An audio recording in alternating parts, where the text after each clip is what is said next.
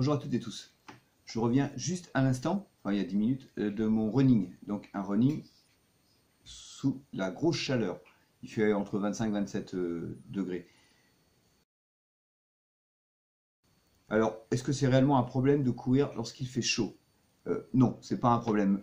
Alors attention, tout dépend de votre condition physique, tout dépend de votre résistance, votre capacité à encaisser la chaleur, tout dépend de votre niveau d'hydratation tout au long de la journée, et puis aussi de l'aisance que vous avez justement à encaisser ce petit stress supplémentaire, qui au final, que ce soit la chaleur ou que ce soit le froid, qu'est-ce que ça génère? Un stress, au même titre qu'un entraînement un peu plus poussé, qu'un exercice qui va nous sortir de notre zone de confort. Alors attention, la chaleur peut provoquer de graves lésions, tant au niveau neurologique qu'au niveau de l'hydratation, et provoquer des malaises.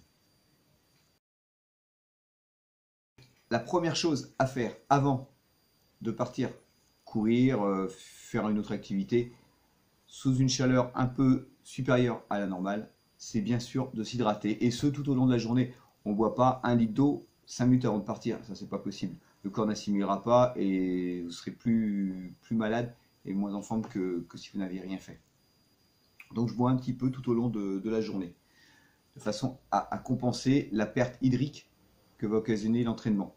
Je parle d'entraînement ici, ou de stress, que ce soit au niveau de la chaleur, que ce soit au niveau d'un entraînement intensif sur température classique. Quelles seront les conséquences principales d'un entraînement sous la chaleur? Eh bien, dans un premier temps, la déshydratation va entraîner un déséquilibre acido-basique au niveau de l'intestin et au niveau du système digestif. Donc, pour cela, un remède simple, une petite citronnade.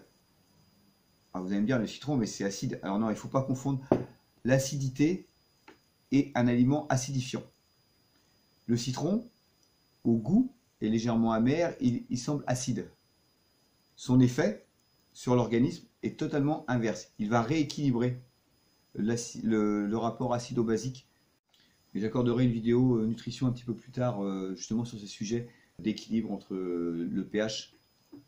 Autre précaution à prendre lorsqu'on va s'entraîner dans des zones qui vont nous sortir réellement de notre zone de confort, donc la température, je pense que c'est vraiment extrême. Il faut absolument réduire l'intensité de son entraînement. Je vais vous mettre en lien, sur la vidéo, le retour de mes stats, et vous verrez que je suis à peu près à 1 minute supplémentaire au kilomètre par rapport à une course par exemple, ou à un entraînement plus intensif. En aucun cas j'ai cherché à augmenter le rythme. Je me suis calé sur 10 km. À un moment, j'ai eu envie de prolonger un petit peu parce que j'étais bien, parce que je courais beaucoup moins vite que d'habitude, j'étais vraiment à l'aise. Et je me suis repris. Non, j'avais prévu de faire 10 km avec un circuit bien précis que je fais régulièrement. Et je me suis astreint à faire ce circuit. Vu la chaleur, vu les conditions, on ne va pas rajouter du stress ou rajouter de l'intensité qui n'est pas nécessaire à l'exercice. L'important, c'est de garder ce niveau d'exercice, ce niveau de forme, sans mettre l'organisme en danger. Je récapitule. S'il fait chaud, est-ce que je vais courir? J'ai envie de vous dire, si vous êtes en bonne condition physique, si vous avez l'habitude de courir, si vous supportez la chaleur, oui, allez courir ou allez faire une autre activité. Hydratez-vous tout au long de la journée. Bien sûr, vous réhydraterez après, par petites gorgées. Ne buvez pas là non plus, ni avant ni après, une grosse quantité d'eau. Il faut à peu près un quart d'heure avant de commencer à assimiler l'eau. Donc si vous buvez beaucoup trop, votre corps ne va pas réussir à assimiler. Vous savez, c'est comme quand il pleut très fort sur une terre sèche. La terre n'absorbe plus. Résultat, ça fait des inondations. Donc je m'hydrate énormément. La chaleur est un stress, au même titre qu'un entraînement poussé, type fractionné, ou travail au sac, ou sparring, etc. Et je ne vais pas cumuler les stress.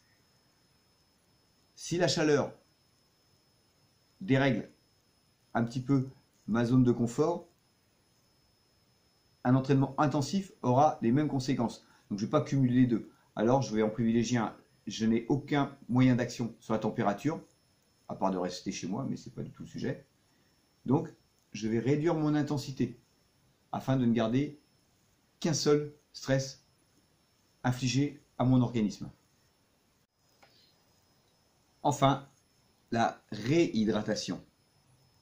Donc moi je vous préconise une petite citronnade, hein, un fond avec du jus de citron bio, donc soit que vous avez acheté déjà pressé, soit que vous pressez vous-même, et de l'eau.